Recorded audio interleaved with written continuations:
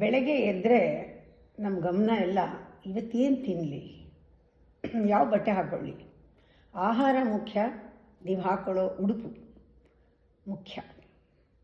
ಯಾಕೆ ನಿನ್ನ ಪರ್ಸನಾಲಿಟಿಯ ಆಸ್ಪೆಕ್ಟ್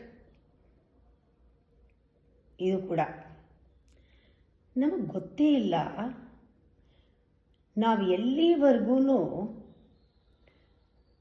ಈ ಎರಡು ಬರ್ತಾ ಇರೋದು ಎಲ್ಲಿಂದ ಅನ್ನೋದು ಮರೆತು ಬಿಟ್ಟಿದ್ದೀವೋ ಅಲ್ಲಿವರೆಗೂ ನಮಗೆ ನಮ್ಮ ಭಾವನೆಗಳಿಗೆ ಬೆಲೆ ಇಲ್ಲ. ಆಹಾರ ಎಲ್ಲಿಂದ ಬರ್ತಾ ಇದೆ, ನನ್ನ ಬಟ್ಟೆ ಎಲ್ಲಿಂದ ಬರ್ತಾ ಇದೆ, ನನ್ನ ವ್ಯಕ್ತಿತ್ವಕ್ಕೆ ಮುಖ್ಯವಾಗಿ ಪೋಷಣೆ ಕೊಟ್ಟವ್ರು ಯಾರು? ರೈತ, ನೇಯ್ಗೆಯವನು, ಅಂಗಡಿಯವನು, ಎಷ್ಟು ಜನ ಇದ್ರ ಹಿಂದೆ ಕೆಲಸ ಮಾಡ್ತಾ ಇದ್ದಾರೆ. ಎರಡನೇದು ಫೇತು.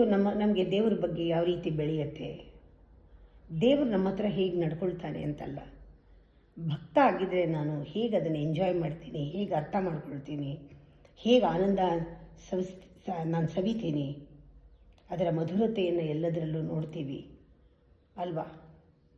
ನಾವು ಹೇಳ್ತೀವಿ ಕೃಷ್ಣನ ಹಾಡು ಹೇಳುವಾಗ ಅಖಿಲಂ ಮಧುರಂ, ಎಲ್ಲವೂ ಮಧುರಾಧಿಪತಿ ಅಖಿಲಂ ಮಧುರಂ ಅಂತ. ಅದನ್ನು ಯಾವ ರೀತಿ ಅನುಭವಿಸ್ತೀವಿ ಎಲ್ಲದರಲ್ಲೂ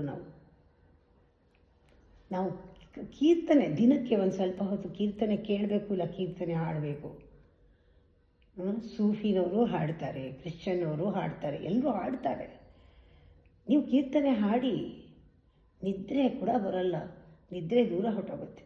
ನಿದ್ರೆಗೂ ಮೀರಿದ ಒಂದು ಸಮಾಧಿ ಸ್ಥಿತಿ ಸಿಗುತ್ತೆ.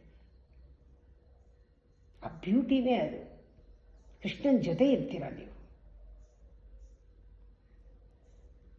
ಕೃಷ್ಣನ ನಾಮಸ್ಮರಣೆ ಮಾಡಿದ್ರೆ ಕೃಷ್ಣನ ಜೊತೆ ರಾಸಲೀಲೆ, ಶಿವನ ಜೊತೆ ಧ್ಯಾನ ಮಾಡಿದ್ರೆ ಶಿವನೇ ಆಗಿಬಿಡ್ತೀರ.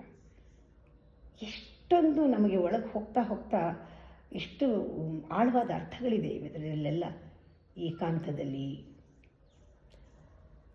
ಧ್ಯಾನದಲ್ಲಿ, ಅಂತಃಸಾಧನೆಯಲ್ಲಿ ಬೇಕಾದಷ್ಟು ಅರ್ಥ ಇದೆ. ಸೂಕ್ಷ್ಮ ಆಗೋಕ್ಕೆ